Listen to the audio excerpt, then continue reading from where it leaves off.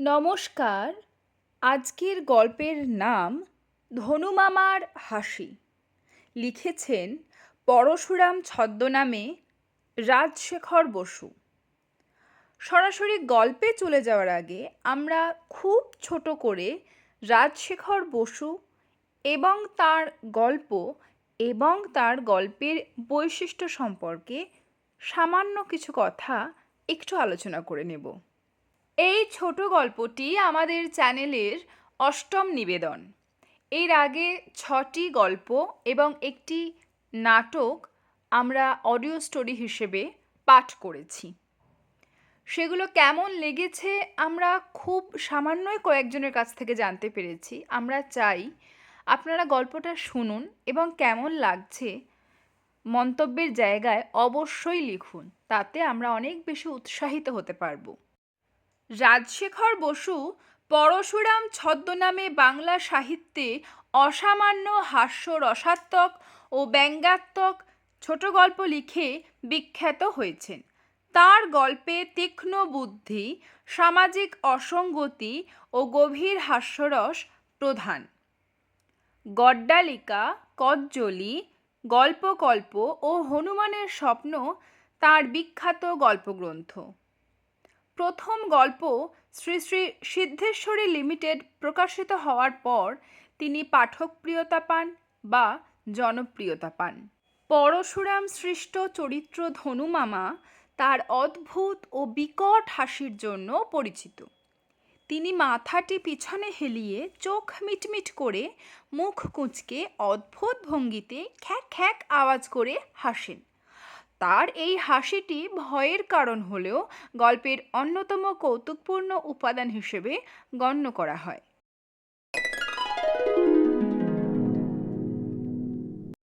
ভোলানাথ ছিল আমাদের ক্লাসের ছেলেদের সর্দার। তার বয়স সকলের চাইতে বেশি। পরপর 3 বৎসর ফেল করে ক্লাস 9-এ স্থায়ী হয়ে আছে। তার সঙ্গেই আমার বেশি ভাব ছিল। আমাদের শহরটা বড় নয়, মোটে একটি সিনেমা। মাঝে মাঝে ফুটবল ম্যাচ হতো, পুজোর সময় থিয়েটার হতো, পুজো জাঁকিয়ে হতো। এসব ছাড়া আমাদের ফুর্তির অন্য উপায় ছিল না। একদিন হেডমাস্টার বললেন, কাল শনিবার ছুটির পর তোরা থাকবি। স্বামী বোমপ্রকাশজি এসেছেন, তার লেকচার শুনবি। নীরস হিন্দি বক্তৃতা শোনবার আগ্রহ আমাদের ছিল না, কিন্তু খোলা মাঠে দল বেঁধে বসাতেও একটা মজা আছে। বোমপ্রকাশ 1 ঘন্টা ধরে সদ উপদেশ দিলেন। চুরি, মিথ্যা কথা, অবাধ্যতা প্রভৃতি কুকর্মের পরিণাম, পাপের শাস্তি, পুণ্যের পুরস্কার প্রভৃতি সম্বন্ধে অনেক কথা বলে পরিশেষে একটি মন্ত্র সর্বদা আমাদের ইয়াদ রাখতে বললেন।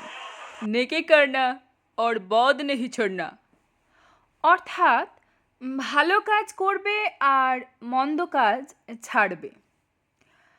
বক্তৃতা শেষ হলে আমরা সকলে খুব হাততালি দিলাম। ভোলা আমার পাশে বসেছিল। হঠাৎ সে খ্যাক খ্যাক করে বিশ্রী রকমের হেসে উঠল। আমি বললাম, ও কি রে? ভোলা বলল, একটু হেসে নিলাম, এই নতুন হাসিটা প্র্যাকটিস করছি, ধনু মামার কাছে শিখেছি। ধনু মামা আবার কে? আমার দিদিমার পিসেমশাই ধনঞ্জয় দত্ত, খুব বড় মানুষ। মা তাকে বলে ধনু দাদা, তাই তিনি আমার মামা হন। দিন 10 হলে এসেছেন, আমাদের বাড়িতেই বরাবর থাকবেন। চমৎকার হাসেন ধনু মামা, কিন্তু বেশি নয়, খুব যখন ফুর্তি হয় তখন। তো শিখবার কি দরকার ওটা? নতুন বিদ্যা শিখতে হয় রে, তুইও তো মুখে 2টো আঙুল পুড়ে সিটি বাজানো শিখছিস। আমার হাসিটা এখনো ঠিক হচ্ছে না, সুর দুরস্ত করতে আরও দিন সাতেক সময় লাগবে। চল না আমাদের বাড়ি, ধনু মামার হাসি শুনে আসবি। একটা 4 পয়সা দামের ছোট খাতা কিনে নে, ধনু মামা যদি জিজ্ঞেস করে কি করতে এসেছো হে ছোকরা? তুই অমনি খাতাখানা এগিয়ে দিয়ে বলবি, আগে একটু বানিয়ে নিতে এসেছি। মোড়ের দোকান থেকে খাতা কিনে ভোলার সঙ্গে চললাম। তার বাপ ঠিকাদারি করেন, বেশিরভাগ বাইরেই ঘুরে বেড়ান। বাড়িতে তার মা আছেন, দুটো ছোট ভাইও আছে। ভোলার কথা শুনলাম ধনঞ্জয় দত্তর 3 কুলে কেউ নেই, কিন্তু বুড়োর নাকি বিস্তর টাকা আছে। তিনি ওদের বাড়িতে স্থায়ী হয়ে বাস করবেন। এতে ভোলার বাবা আর মা খুবই খুশি হয়েছেন। ধনুমামার রোগা বেঁটে মানুষ, কালো রং, তোবড়া গাল, আসল বা নকল কোনো দাঁতই নেই। সাদা চুল, খোঁচা খোঁচা সাদা সাদা দাড়ি, গোঁফ, বোধহয় 7 দিন নাপিতের হাত পড়েনি। তার শোবার ঘরে তক্তপোষে উবু হয়ে বসে হুঁকো টানছেন। ধোঁয়ায় ঘর ভরে গেছে। আমি প্রণাম করে পায়ের ধুলো নিলাম। ভোলা পরিচয় দিল। এ আমার বন্ধু রামেশ্বর, 1 ক্লাসে পড়ে। ধনুমামা কপাল কুঁচকে আমার দিকে তাকিয়ে ব্যাঙের মতো মোটা গলায় বললেন, কি মতলবে এসেছিস রে? খাতাটা এগিয়ে দিয়ে বললাম, আগে বানি নিতে। বানি? সে আবার কি? ভোলা আমার হয়ে উত্তর দিল, এ বাণী জানেন না, এই সদুপদেশ আর কি। যাতে এর আখেরে ভালো হয় সেরকম কিছু কথা আপনার কাছে চাচ্ছে। ধনুমামার ঠোঁটে একটু হাসি ফুটে উঠল। বললেন, মন দিয়ে লেখাপড়া শিখবে, সদা সত্য কথা কইবে, চুরি করবে না, এইসব তো। আমি বললাম, আগে হ্যাঁ ওই রকম যা হোক কিছু। ধনুমামা বললেন, রাত্রিরে ভালো দেখতে পাই না, হয়তো কাঁপে।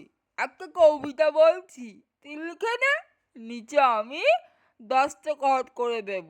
লেখ, পরের ধন লইবে না, তাহাতে বিপদ। চোরের ধন লইতে পারো, অতি নিরাপদ। অদ্ভুত বাণী শুনে আমি হাঁ করে তার মুখের দিকে চেয়ে রইলাম। ধনুমামা বললেন, কিতে পছন্দ হলো না বুঝি? ভয়ে ভয়ে বললাম, আপনি ঠাট্টা করছেন স্যার। ধনুমামা মাথাটি পিছনে হেলিয়ে চোখ মিটমিট করে উপর দিকে চাইলেন। তার বদনমণ্ডলের সবটা কুঁচকে গেল এবং তাতে যেন তরঙ্গ উঠতে লাগলো। তারপর মুখ থেকে বিকট হাসির আওয়াজ বেরিল, খ্যাক খ্যাক খ্যাক। আমার গায়ে ঠেলা দিয়ে ভোলা চুপি চুপি বলল, ছেলেকে ধনুমামা বললেন, এই ভোলা, একে আমার কাছে এনেছিস কেন রে? এটা দেখছি ভালো ছেলে, তোর মতো বকাতে তো নয়। আমার কথা শুনলে এর স্বভাব বিগড়ে যাবে। ভোলা বলল, আপনি জানেন না ধনু মামা, এই রামেশ্বর হচ্ছে ওয়েট ক্যাট, মানে ভিজে বেড়াল। আপনি নির্ভয়ে একে উপদেশ দিতে পারেন। ধনুমামা বললেন, উপদেশটা তোরা বিস্তর শুনেছিস, আমি আর বেশি কি বলবো? তবে যেটুকু আমি আবিষ্কার করেছি তা তো ওকে বলেই দিলাম। সাহস পেয়ে আমি বললাম, কি করে আবিষ্কার করলেন বলুন না মামাবাবু। প্রসন্ন মুখে ধনুমামা বললেন, জানতে চাস? আচ্ছা, বলছি। তোরা তো সোজা স্কুল থেকে এসেছিস, জল টল তো খাসনি। ওরে ভোলা, তোর মার কাছ থেকে পয়সা চেয়ে নিয়ে চট করে তিতু মরার দোকান থেকে 1 গজা আর 1 জিলিপি কিনে আন দেখি। ভোলা গেল খাবার আনতে। ধনুমামা আমাকে বললেন, খাবার আসুক, তোরা খেতে খেতে আমার গল্প শুনবি। ততক্ষণ বরং তুই আমার পা টিপে দে দেখি। আমি ধনুমামার পদসেবা করতে লাগলাম। একটু পরেই ভোলা খাবারের ঠোঙা নিয়ে এলো। বাড়ির ভিতর থেকে 2 গেলাস জলও আনলো। ধনুমামা বললেন, খেতে লেগে যা তোরা। না না না না, আমার জন্য রাখতে হবে না, আমি ওসব খাই না। গজায় কামড় দিয়ে আমি বললাম, এবার বলুন মামাবাবু। ধনুমামা বললেন, দেখ, যা যা বলবো তা ঠিক, তার তো কথা নয়। আর কেউ হলে এসব রহস্য প্রকাশ করতে না, কিন্তু আমি কারো তোয়াক্কা করি না। বয়স বিস্তর হয়েছে, ডাক্তার বলেছে রক্তের চাপ 240 থেকে হঠাৎ 140-এ নেমেছে। লক্ষণ ভালো নয়। বেশ বুঝছি শীঘ্রই একদিন মুখ থুবড়ে পড়ে মরব। ফাদার কনফেসর কাকে বলে জানিস? যে পাদ্রীর কাছে খ্রিস্টানরা মাঝে মাঝে নিজের কুকর্ম স্বীকার করে মন হালকা করে, তাকেই বলে। ভোলা বলল, গল্প শুনেছি, গেঁয়ো লোক গঙ্গা স্নানে এসেছে, পুরুতাকে মন্ত্র পড়াচ্ছে, জামড়া চুড়ি, ভাদ্র মাসে ধান্য চুড়ি, মন্দস্থানে রাত্রি যাপন, মদ্যপান আর কুকড়া ভক্ষণ, হক্কল পা বিমোচন, গঙ্গা গঙ্গা। সেই রকম নাকি? হ্যাঁ রে, আজ তোরাই আমার ফাদার কনফেসর। আমার ইতিহাসটা বলছি, শোন। অনেক বছর আগেকার কথা। তখন আমার বয়স 18-19, নাম হবুল চন্দ্র। লেখাপড়া বেশি শিখিনি, অবস্থা খুবই খারাপ। বাড়িতে মা ছাড়া আর কেউ ছিল না।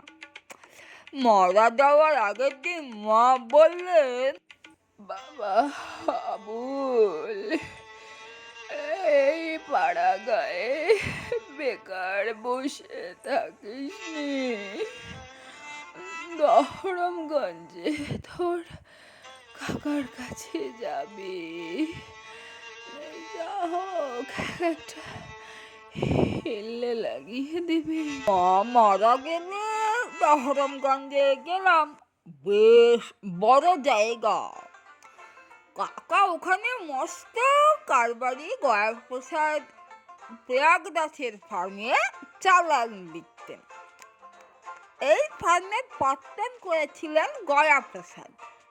তিনি গত হলে তার ছেলে প্রয়াগদাস মালিক হন।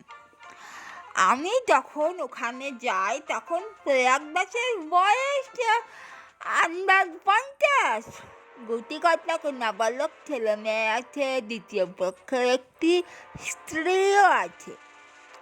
প্রয়াগদাস বাতে পঙ্গু হয়ে প্রায় বিছানাতেই শুয়ে থাকতেন। অগত্যা তার খুঁড়তুতো ভাই বৃদ্ধিচাঁদকে ম্যানেজার করে ব্যবসা চালাবার সমস্ত ভার দিয়েছিলেন। বৃদ্ধিচাঁদের বয়স প্রায় 30, নিঃসন্তান। স্ত্রী গত হলে তিনি আর বিয়ে করেননি। সে সময়ে আমার চেহারাটি এমন মরকটের মতো ছিলও না। বেশ নুদুস বেটে গরম, ফুলো ফুলো গাল, একটু বোকা বোকা ভাব। দেখতে যেন 14-15 বছর বয়সের ছেলে। লোকে বলতো এই হাবুলটা হচ্ছে আবার গোবা। আমি মনে মনে আসতাম আর যতটা পারি বোকা সেজে থাকতাম। তাতে লাভ হতো, লোকে আমাকে বিশ্বাস করতো। অনেক সময় আমারই সামনে গুপ্ত কথা বলে বসতো।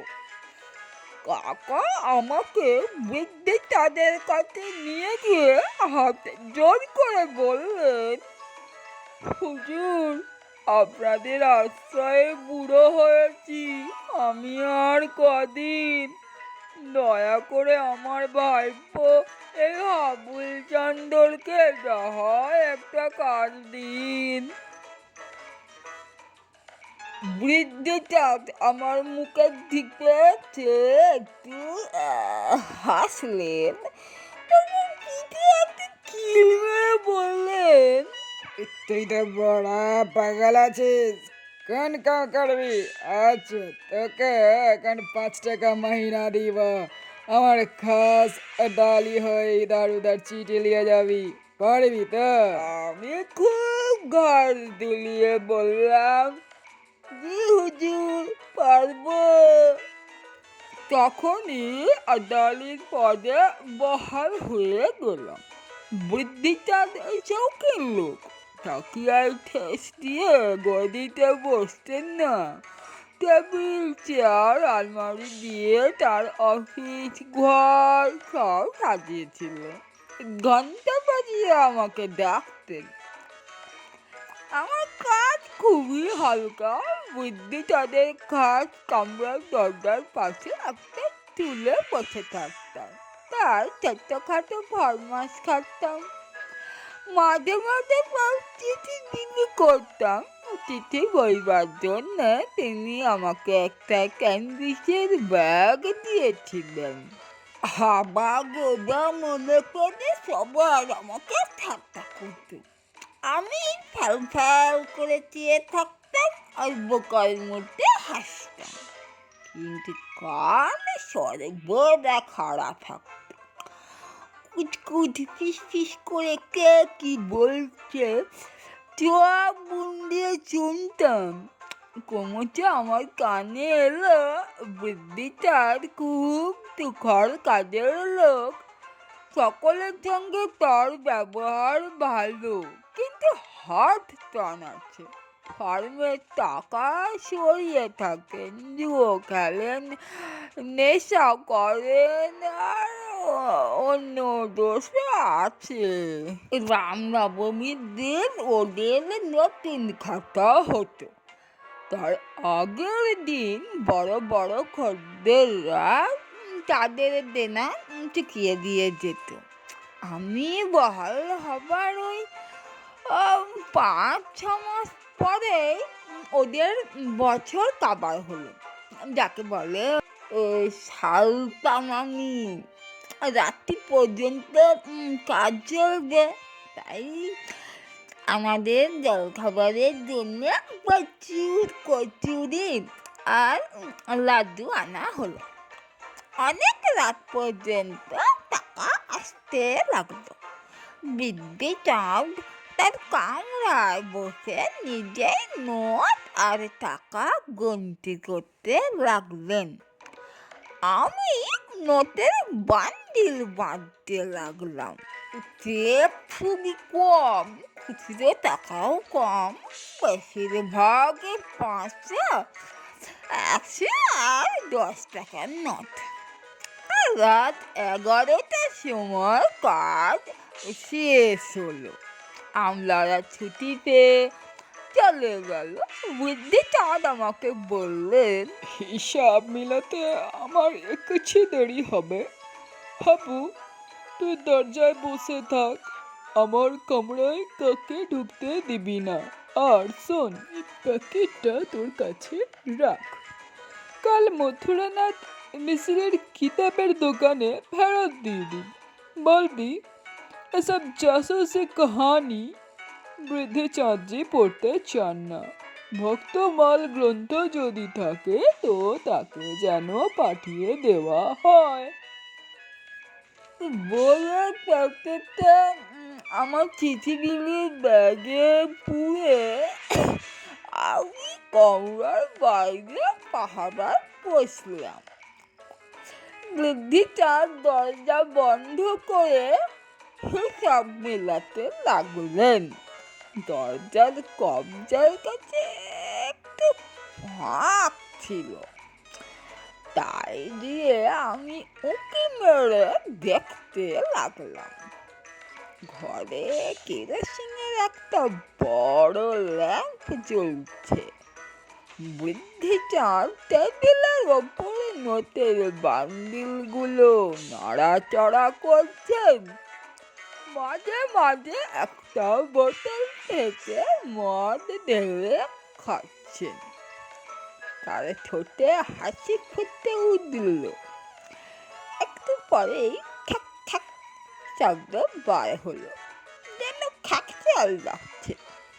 তিনি চেক আর খুচরো টাকা লোহার আলমারিতে বন্ধ করলেন, আর সমস্ত নোটের গোছা একসঙ্গে খবরের কাগজে জড়িয়ে সরু দড়ি দিয়ে বাঁধলেন। তারপর পাশের ঘর থেকে একটা ছোট স্টিলের ট্রাঙ্ক এনে মেঝেতে রেখে খুললেন। তাতে কাপড়ের চোপড় আছে। এই সময় অফিসে ঘরের সামনে রাস্তায় একটা ঘোড়ার গাড়ি এসে দাঁড়ালো।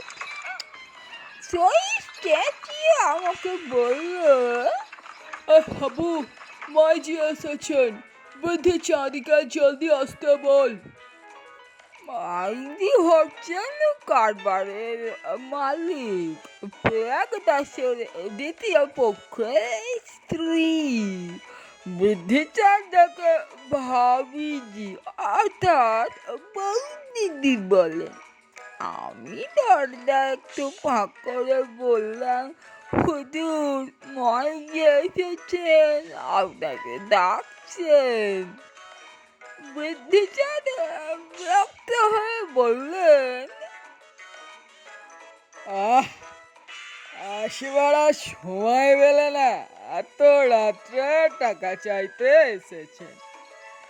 কাজের সময় যত সব বকরা। আমার তো এখনই রওনা হতে হবে, ট্রেনের টাইম হয়ে এলো। হাবু, তুই দরজা ঘরের ভেজিয়ে দিয়ে ভিতরে বসে থাক, কেউ যেন না ঢোকে। আমি ভাবিজিকে বিদায় করে এখনই আসছি। বুদ্ধিচাঁদ তার তোরঙ্গের কাপড়ের মধ্যে নোটের বান্ডিলটা মুজে দিলেন। ডালাও বন্ধ করতে পারলেন না, একটু উঁচু হয়ে রইল। আমাকে বলবেন, হাবু, তুই তোরঙ্গের উপরে বসে থাক, আমি তুরন্ত আসছি।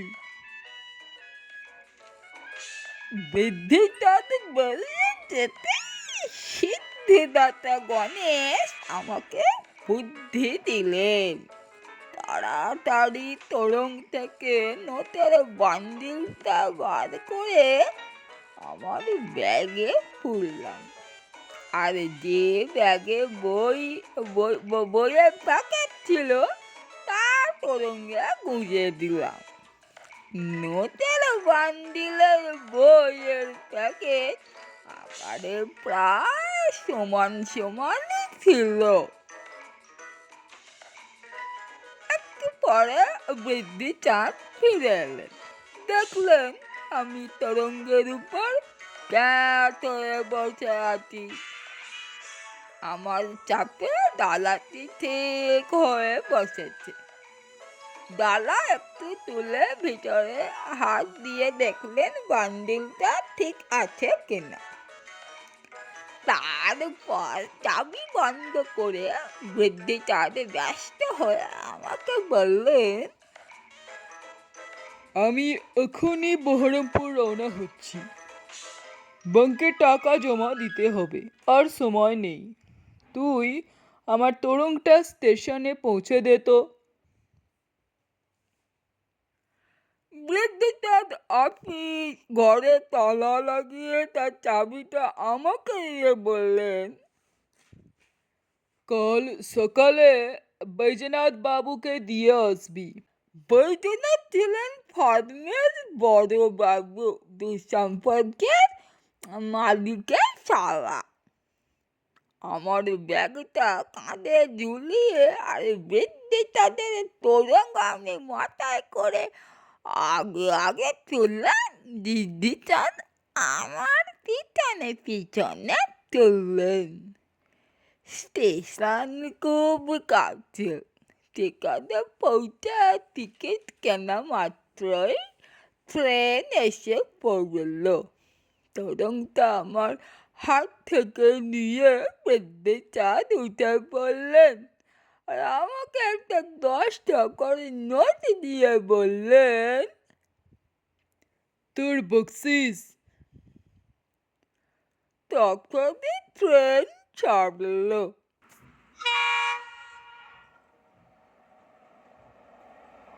আমি তাড়াতাড়ি কাকার বাসায় ফিরে এলাম এবং নোটের বান্ডেলটা শুধু ব্যাগটা বালিশের মতন মাথায় দিয়ে শুয়ে পড়লাম। ঘুম মোটেই হলো না। বৃদ্ধিচাঁদের হাসিটা ছিল ছোঁয়াচে। সমস্ত রাত জেগে ঠ্যাক ঠ্যাক করে হাসতে লাগলাম। আমার একটা তোবড়া টিনের তরঙ্গ ছিল, তাতে সর্বস্ব থাকতো। সকালে সেই তরঙ্গে নটের বান্ডিলে রেখে বৈদ্যনাথ বাবুর বাড়ি গিয়ে তাকে আপিসের চাবিটা দিলাম। বৃদ্ধিচাঁদ বহরমপুর গেছেন শুনে তিনি বললেন, बहुत तज्जब की बात। তখনই তিনি প্রয়াগদাসের কাছে গেলেন। বেলা 10টা নাগাদ হই হই কাণ্ড। সমস্ত শহরে রটে গেল বৃদ্ধিচাঁদ বিস্তর টাকা নিয়ে পালিয়েছেন। ফার্মের আপিস পুলিশে ঘেরাও করেছে। প্রয়াগদাসের দু একজন উকিলও সেখানে গেছেন। আমি কাকাকে বললাম, আমার মনিকটা ফেরার, এখানে থেকে আমি কি করব? কলকাতায় গিয়ে কাজের চেষ্টা কিছু করি গে। কাকার তখন বুদ্ধি লোপ পেয়েছে, কিছুই বললেন না। আমি আমার টিনের তরঙ্গ নিয়ে কলকাতায় চলে গেলাম। শুনেছিলাম 2 দিন পরে পুলিশ আমাকে সাক্ষী তলব করেছিল, কিন্তু আমি তখন নাগালের বাইরে।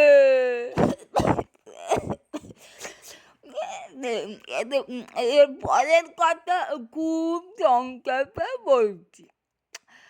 কলকাতায় পৌঁছেই নামটা বদলে ধনঞ্জয় করলাম। যে হোটেলে উঠেছিলাম 2 দিন পরে সেখানেই বাজার সরকারের চাকরি জুটে গেল। তার জন্য অবশ্য 50 টাকা জমানত দিতে হয়েছিল। ভোলা বলল, এই যে বলি মামা, আসল কথাই তো আপনি বললেন না, কত টাকা সরিয়েছিলেন? এখনো পর্যন্ত ঠিক করে গুনতে পারিনি। খাজাঞ্চির কাজ তো আমার রক্তে নেই। একবার গুনে হলো 1.5 লাখের কাছাকাছি, আর একবার হলো 14,000 কম, আর একবার 30,000 বেশি। ভাবলাম, ঠিক করে জেনে কি হবে, টাকা তো আর ব্যাংকে দিচ্ছি না, আমার কাছেই থাকবে। তারপর রোজগারের চেষ্টায় লেগে গেলাম। সেসব বৈষয়িক কথা তোদের ভালো লাগবে না। একটা বিয়েও করেছিলাম, কিন্তু বউটা টিকলো না। আমার এই রূপ বাঁধানো কলি হুঁকতি সেই বিয়েতেই দানেতেই ছিলাম। 50 বছর ধরে অনেক রকম ব্যবসা করেছি, তেজারতিও করেছি, রোজগারও মন্দ হয়নি। আমার বাবুগিরি আর বদ খেয়াল ছিল না, তাই পুঁজির টাকা খরচ হয়নি, বরং একটু বেড়েই গেছে। সে বয়সে আর রোজগারের ইচ্ছে রইল না, শক্তিও গেছে, তাই কলকাতা ছেড়ে এই নিরিবিলিতে বাস করতে এসেছি। এইবার গীতাখানা একবার পড়ে ফেলতে হবে। ভোলা বলল, বৃদ্ধিচাঁদের কি হলো? হ্যাঁ, সেটা তো কই বললেন না। তার নামে হুলিয়া বেরিয়েছিল। শুনেছি তিনি সাধু সেজে হরিদ্বারে ছিলেন। পুলিশ সেখানেই তাকে ধরে। অনেকদিন মামলা চললো। বৃদ্ধি সাহেব তার জবানবন্দিতে বলেছিলেন, চুরি তো করেছে সেই শয়তান হাবু সালা, আমি শুধু বদনামের ভয়ে বেগেছিলাম। তার কথা কেউ বিশ্বাস করেনি। বৃদ্ধিটাকে নিশ্চয় জেল হতো, কিন্তু তার ভাবিজি তাকে বাঁচিয়ে দিলেন। স্ত্রীর অনুরোধে প্রয়াগ দাস মকদ্দমা মিটিয়ে ফেললেন। শুনেছি বৃদ্ধি চাঁদ আসামে গিয়ে কাঠের কারবার পেঁধেছিলেন। ভোলা বলল, আচ্ছা ধনু মামা, আপনার যে অত টাকা কাকে দিয়ে যাবেন? তোর মাকে অনেক টাকা দেব, আমার খুব সেবা করছে কি না।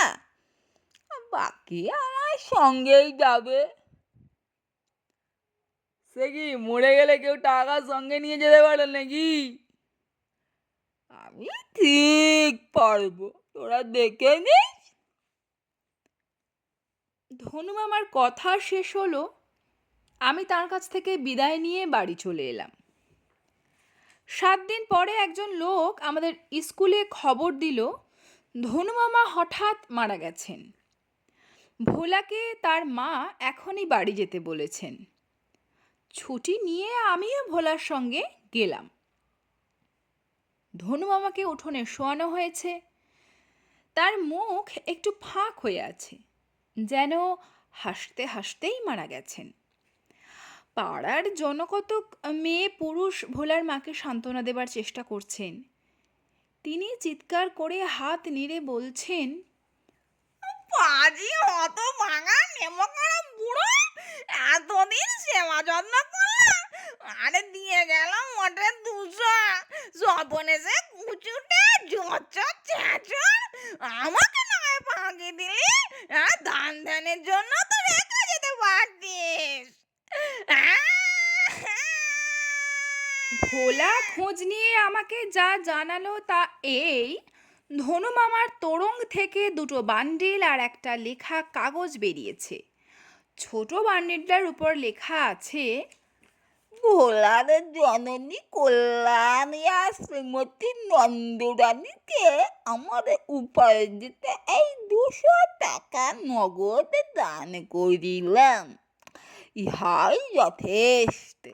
স্ত্রীলোকের অধিক লোভ ভালো নহে। বড় বান্ডিলের উপরে লেখা আছে, খুলিবে না, ইহাই আমার দৈবলব্ধ নিজস্ব ধন। যেমন আছে তেমনি আমার চিতায় দেবে।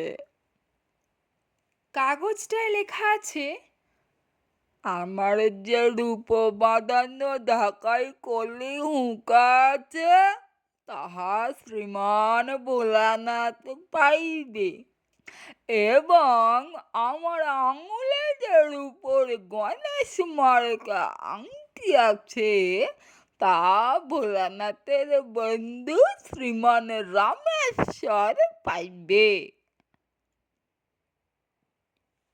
ভোলার মা কিন্তু ধনু মামার অন্তিম ইচ্ছা পালন করেননি। বড় বান্ডিলটা খুলে দেখেছেন।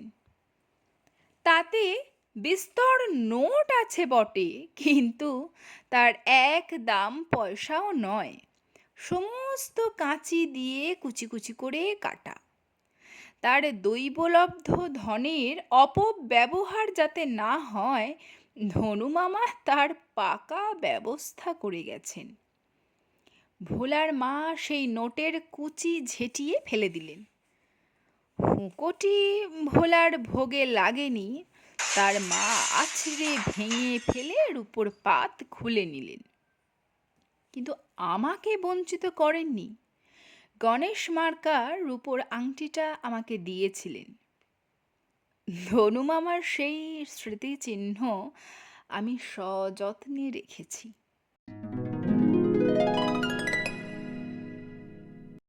আমাদের আজকের ছোট গল্প এখানেই শেষ হলো। কেমন লাগলো গল্প, আর আগামী দিনে আপনারা কি কি ধরনের গল্প শুনতে চান, প্রতিবারের মতো এবারও বলছি, জানাতে ভুলবেন না। ভালো থাকবেন।